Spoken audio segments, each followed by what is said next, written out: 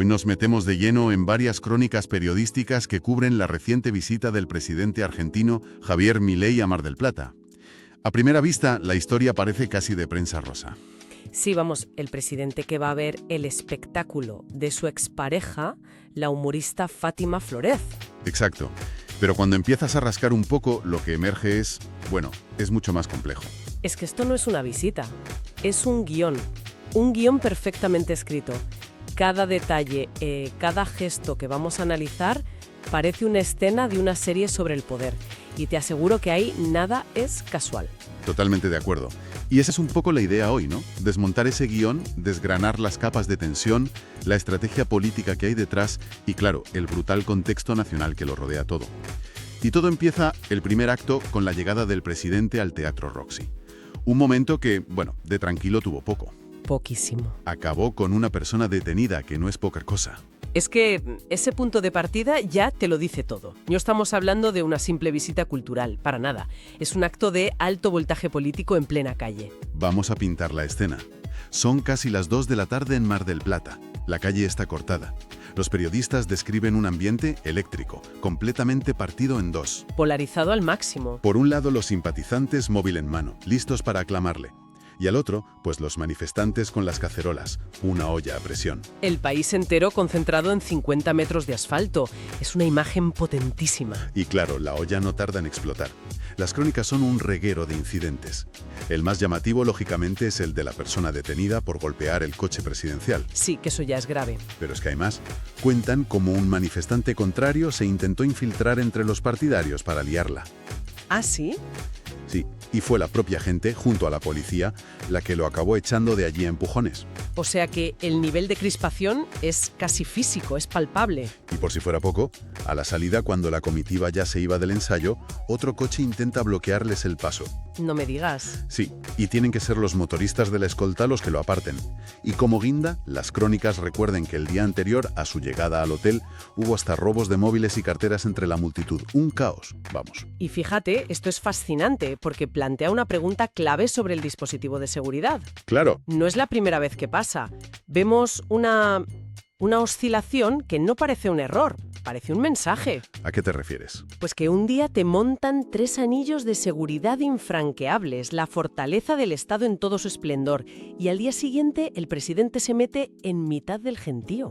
Quedando súper expuesto. Expuestísimo, casi buscando el contacto, incluso con sus opositores. Pero, ¿eso es un fallo o es deliberado? Yo creo que es un mensaje con dos caras. Por un lado, la demostración de fuerza del Estado cuando hace falta. Y por otro, la imagen del hombre del pueblo que no tiene miedo, que se enfrenta a sus detractores. El riesgo es enorme. Claro que lo es. Un solo incidente grave podría destruir esa imagen por completo.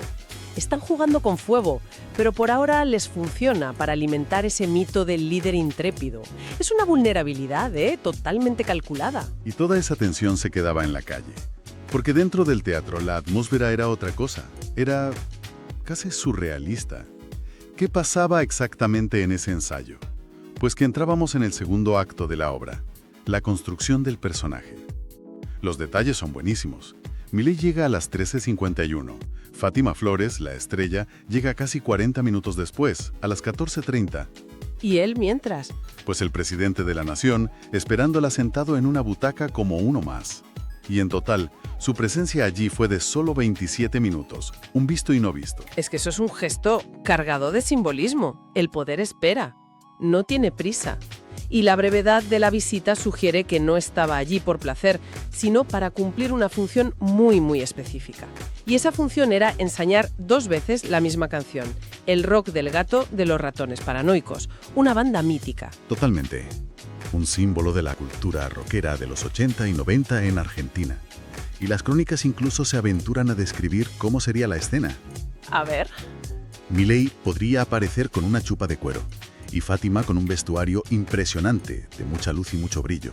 Y ahí es donde vemos que esto va mucho más allá de un simple ensayo. Es la creación de una performance política. ¿Explica eso? Pues que la elección de esa canción, de ese grupo, del rock más crudo, no es casual. La chupa de cuero todo forma parte de un esfuerzo consciente por mantener viva esa imagen del outsider, del rebelde. Del tipo que viene a romper el sistema. Exacto. Incluso cuando ya es el sistema. Es seguir siendo el rockero aunque ya vivas en el palacio. Una performance dentro de otra. Pero claro, este montaje no ocurre en una burbuja. Y aquí es donde la historia se vuelve mucho más densa. Porque el telón de fondo es tremendo. El contexto lo es todo. Sin él, solo vemos el espectáculo. Con él, entendemos la estrategia. Y es que hay que detenerse aquí un momento. No hablamos de problemas menores. Mientras esto ocurre, en el país se debate una reforma laboral que tiene a los sindicatos, a la famosa CGT, en pie de guerra. Una tensión social altísima. Además, hay una emergencia nacional por unos incendios devastadores en el sur. Han arrasado más de 40.000 hectáreas. Una barbaridad. Y por si fuera poco, las crónicas también mencionan graves inundaciones recientes en la provincia de Mendoza. El contraste con la chupa de cuero y el rock and roll es que no podría ser más brutal. Un país con crisis abiertas en el frente político, en el social y en el medioambiental. Un panorama muy serio. Lógicamente, esto ha generado una oleada de críticas. Las fuentes recogen la voz de un votante, un comunicador llamado Checopar, que lo resume de forma muy gráfica. ¿Qué dice? Califica el acto de frívolo. Vamos, que le parece una tomadura de pelo. Es una palabra dura, pero comprensible desde ese punto de vista. Y la crítica no se queda en el presidente. Se señala que el secretario de Medio Ambiente, Daniel Scioli, estuviera también en Mar del Plata en lugar de estar gestionando la crisis de los incendios. Claro, este contraste es el núcleo del debate. Y no es algo nuevo, ¿eh? Es un manual que ya hemos visto en otros sitios, con líderes como Trump o Berlusconi. ¿En qué sentido? Se crea un espectáculo constante, lo que las fuentes llaman un tour de la alegría, que mantiene a los medios y al público centrados en la personalidad del líder, en sus gestos, en si va a cantar o no. Mientras tanto, mientras toda la atención se centra en el circo, las políticas más duras, las reformas estructurales, avanzan con mucho menos escrutinio. Es una estrategia de distracción increíblemente eficaz. O sea que la frivolidad no es un error, es el mensaje. Exacto. Es tan extremo que te obliga a preguntarte si el objetivo no es precisamente ese, que el debate público gire en torno a la anécdota y no a la sustancia. Y funciona. La gente acaba debatiendo sobre la relación con Fátima Flores en lugar de sobre los detalles de la reforma laboral. Lo que nos lleva directamente a la estrategia, porque si esto es un guión, tiene un propósito. ¿Cuál es el cálculo político detrás de todo este montaje? El cálculo es a largo plazo. No están pensando en mañana, están pensando en las próximas elecciones. Las crónicas lo dicen sin rodeos. Esto es, el prólogo de la campaña para 2027. Y en esta estrategia, Fátima Flores no es solo una expareja, no. La definen como un eslabón fundamental para conectar con un público masivo, popular, que quizá no consume noticias políticas, pero sí programas de entretenimiento. Es un puente perfecto. Ella le da acceso a un universo mediático al que un político tradicional raramente llega. Y como bien dicen las fuentes, no es la primera vez que lo hacen. Claro, recuerdan su aparición estelar justo antes de las elecciones en el programa de Mirta Legrand, que, para que nos hagamos una idea, es una institución en la televisión argentina. Una leyenda. Aquello fue una bomba mediática. Y se insisten en que cada gesto es comunicación política, como la foto de Fátima en un buque insignia de la Armada, la fragata Libertad, que el propio Milei subió a sus redes. Nada se deja al azar. Nada. Si lo conectamos con lo de antes, se confirma la idea. Esta presidencia entiende que la batalla política hoy se libra en todos los frentes, y el de la cultura de la fama, el de las redes sociales, el del corazón, es uno de los más poderosos. Cada publicación es una bala en esa guerra cultural. Pero claro, la guerra cultural se mezcla con la vida personal y los rumores. Se especula muchísimo con una posible reconciliación, lo que allí llaman una segunda vuelta. Ajá. Y aquí aparece una fuente del círculo íntimo, una amiga de Milei llamada Rosemary, que añade una capa de intriga a todo el asunto. El personaje secundario que revela secretos del protagonista, otro clásico del guión. Y vaya, se lo revela. Confirma un detalle que se había rumoreado mucho. Y es... A ver, ¿me estás diciendo que las fuentes confirman que un presidente de gobierno rompió con su pareja con un tuit? Sí. Parece sacado de un reality show, no del boletín oficial del Estado. Es la política de la era digital llevada al extremo. Una decisión personal comunicada al mundo como si fuera un decreto. Pero lo interesante es lo que destaca esta amiga a continuación. Habla de la reacción de Fátima a esa ruptura tan fría. ¿Qué hizo ella? Dice que se mantuvo en un silencio absoluto, muy ubicada. Y se da a entender que esa discreción, ese no montar un escándalo, es lo que le podría haber valido esta nueva oportunidad, este reencuentro. Lo que sugiere que incluso en la esfera más íntima, las acciones se miden con un cálculo de imagen pública. El silencio como la mejor estrategia de relaciones públicas. Sabía que cualquier escándalo se volvería en su contra y jugó sus cartas con una paciencia admirable. Y parece que le ha salido bien. Desde luego. Y para rematar, esta amiga, Rosemary, deja caer una pequeña bomba. Insinúa una mala relación con la figura más poderosa del entorno presidencial, su hermana, Karina Milei, el jefe. A la que apodan el jefe.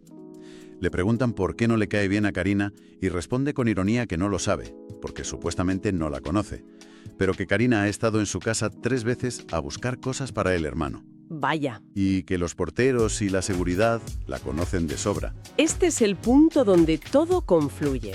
¿Se borran por completo las fronteras entre la vida privada de un líder, las dinámicas de la cultura de la fama, las tensiones familiares por el poder y la estrategia política de más alto nivel? Es alucinante. Para esta presidencia, y las crónicas lo dejan clarísimo, todo es un acto de comunicación. El ensayo de una canción de rock es tan político como una reforma laboral. La gestión del silencio de una expareja es tan estratégica como una negociación parlamentaria. Así que, resumiendo, un evento que podría parecer una anécdota, la visita de un presidente al teatro, es en realidad un nudo increíblemente complejo. Completamente. Se cruzan riesgos de seguridad en plena calle, una puesta en escena mediática calculada al milímetro, una estrategia a largo plazo que ya huele a campaña electoral y, de fondo, el eco ensordecedor de un país que afronta crisis muy graves. Es un caso de estudio perfecto sobre cómo funciona la política en la era del espectáculo. Y nos deja con una reflexión final, una pregunta que surge de todo esto. Adelante. En esta época, donde la política y el entretenimiento son casi indistinguibles, ¿dónde queda la línea entre la necesaria cercanía de un líder con la gente y lo que sus críticos ven como una distracción frívola?